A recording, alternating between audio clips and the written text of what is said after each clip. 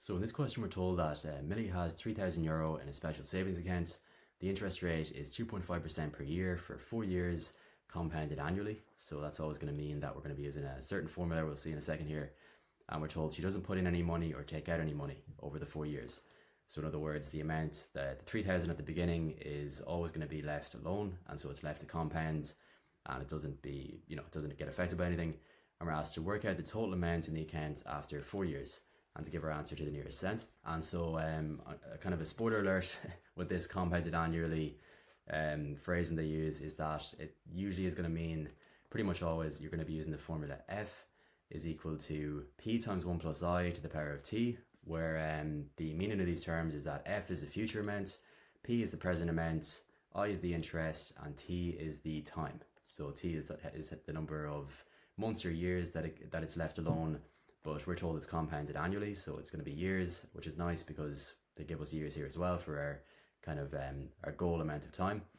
And so this is all to say that we can find out how much is going to be in the account based on the present value and the interest and how long it's left alone. So basically what I'm going to do is label our different inputs. So our present value is going to be 3,000, which we're given at the very start. Our interest is going to be 2.5%, and I'm just going to write that as a decimal, so 0.025. So that's going to be our interest. And our T is going to be our length of time, and because it's compounded annually, our T is just going to be equal to 4 for 4 years. And so we've got all our values now, and we can just plug this into the formula to find F, which is the total amount in the account after 4 years.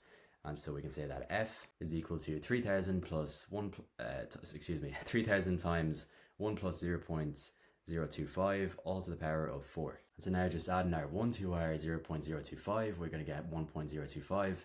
And we can plug this straight in the calculator to find the value of F. And it is going to be 3,311.44. So that is going to be our answer once again to the nearest cent. So just watch out for that. But that is going to be the amount in the account after 4 years. And then for the next part of this question, we're told that Millie hears that her friend's bank offers 3% interest for a savings account. How much would be in her account after 4 years if she switched? So this is going to be comparing the same exact situation except with a higher interest rate. And so we can use everything as the same except that instead of I being equal to the same as part 1, which was 0.025, we now make I equal to 0.03 for 3%.